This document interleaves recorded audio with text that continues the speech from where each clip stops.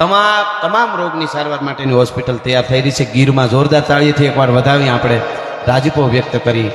મારા ગુરુ મહારાજ મુક્તાનંદજી બાપુ એણે મને એક બહુ સારી વાત કરી કે આપણાથી થાય એટલું કરવું, દેવાય તો દેવું, ન દેવાય તો દેતા હોય ને એને બહુ બિરદાવા એટલે એને બીજી વાર દેવાનું મન થાય. આ બહુ મોટી વાત છે હો. કોઈ સારું કરતા હોય ને એને વાહ વાહ વાહ એમ કરવું, છે તો દે. ઘણાને એવું બહુ હોય. પાછું ગાડી છોડાવે કે ગાડી છોડાવી બોલે એમ ગાડી હપ્તે છોડાવી છે. બોલો આને હું પીડાઈ જઈને તમને હપ્તે છોડાવીએ છે કાં શું કે ખબર એને કઈ બરાબર આવડતું નથી, ભટકાવવાનું છે. અરે તારી ભલી થાય તારી અહીંયા આપ્યું છે રાજીતાની એને એટલે આવું થાય એટલે સારું કરતા હોય. પણ હું ઓલી વાત પૂરી કરી દઉં, બહુ સારી વાત છે બાપા. અમે વેણની વાત કરતા હતા ગોવિંદ બાપુ કે ભાઈ જીભાનની શું કિંમત છે એમ એ પ્રકૃતિ પણ શીખવાડે છે. તો ભાભો લીમડા ખાટલે સાહેબ અને ત્યાંથી હાલતો થયો ને કે તરવાર લઈને લીમડે સડીને કાગડાને કાગડીને કાપી નાખું એમ કરતો કરતો વયો ગયો. કાગડીએ કાગડાને કીધું કે ઉડી જવાય કે પણ એને બુદ્ધિ નથી બાબાને. કાં તો કે ઘરમાં જાય ઝૂંપડામાં ત્યાંથી તરવાર લઈએ લીમડે સડે અને આપણને મારવા આવે તો આપણે ઉડી ન જઈ. તો કાગડી કે માણસ છે હો, સમજી જાવ થારું. એ કે માણસ છે તો કે નહીં આવવા જ દે એની તરવારની પાણ જોઉં. બાબો ઝૂંપડામાં જઈ સાનું મનું તીર કામઠું લઈ ત્રાટવું હોય ત્રાટું હોહરવું આમ ટાપણ હોહરવું બરાબરનું નિશાન રાખી બરાબર પણચને ખેંચીને ફડાક કરતું તીર છોડ્યું સીધું કાગડા છાતી હોહરવું. ખા ખા ખા કરતો ખાટલે જ પડ્યો બાપાને કાગડો પડ્યો. કાગડી બિચારી ઉઠતી ઉઠતી પાસે આવીને આમ ઉઠતી ઉઠતી મીડી કહેવાય જો કાગડા હું કેતી હતી આ માણસ છે કે કાંઈ કરે કાંઈ આનો ભરોહો ન કરાય. હું કાગડા હું એકલી થઈ ગઈ તું મરી ગયો, હું એકલી થઈ ગઈ તું મરી ગયો. કાગડી એમ જ મીડી કરવા. તઈ કાગડાએ કીધું રાયડું દેમાં કાં તો કે તું મરી ગયો કાગડા હવે આગળ ઘડીક વાર નો મેં માનતું તો કે હું નથી મર્યો. બહુ મોટી વાત છે સમાજ માટે આ દુહામાં. ચારની સાહિત્યનો જૂનો દુહો છે કે તું હું નથી મર્યો. કાગડો કે તો મરી ગયો મને તીર મારવા વાળો. ઈ કેમ મરી ગયો તો કે સાંભળી લે લેન કયો તરવાર કો અન કર ઉઠાયો. હે કાગડી હું નથી મર્યો બચન પલટો સો મુવો. એક વાર બોલી ફરી ગયો. ઈ મરેલો છે 100 વર્ષ જીવે તોય ભલે ને હવા હો મગજર. ઈ પછી ખોખું ફરે છે. ઈ ખોખું એમાં બીજું ન હોય. બચન પલટો સો મુવો કાગ મુવો ને જાન લેન કયો તરવાર કો અને કર ઉઠાયો બાણ.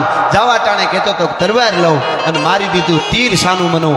હું નથી મર્યો બોલીને ફર્યો ઈ મરી ગયો છે. એમ બોલ બોલ અમોલ હે બિન તોલે મત બોલ પહેલે ભીતર તોલ કે ફિર બાહિર તું બોલ.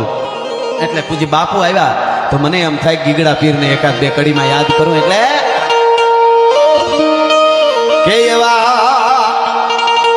ધીમા રે ધીમા નગારાય વાગતા વાગે છે કાંઈ સોનાની શરણાય રે ને ગતા તારના ભૂબા એવી અવિચાર ગાતી છે ગીગા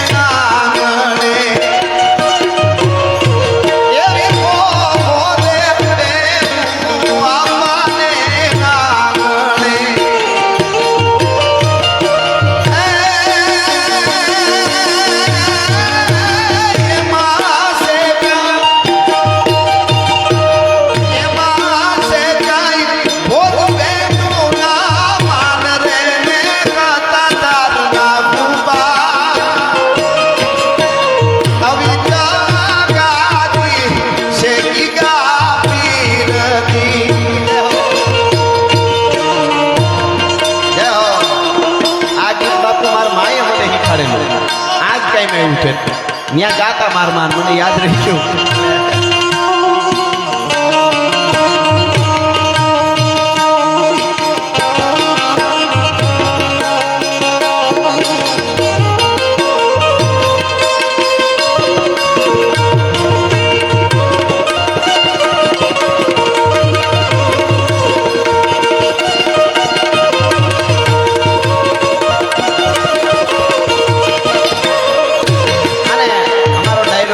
એટલે મારું જ એક ગીત લખેલું છે, બહુ સારું છે.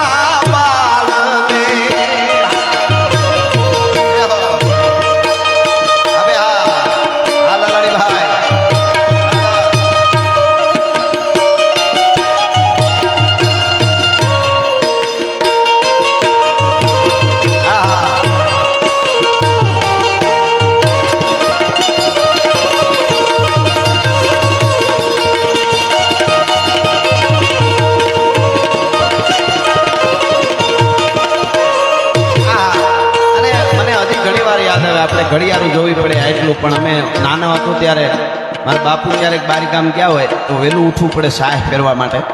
પછી મોરલા બોલે ને, વહેલા મોરલા બોલે, ત્રીજા પહોરે મોરલા બોલે 4 વાગે. એટલે બધા વડલામાં આંબલીમાંથી ને એક ધારા મોરલા એક હારે બોલે, ખબર પડી જાય 4 વાગી ગયા, સાહ ફેરવાનું ટાણું થઈ ગયું. એટલે મને આ કડી યાદ કરીને મેં લખેલી.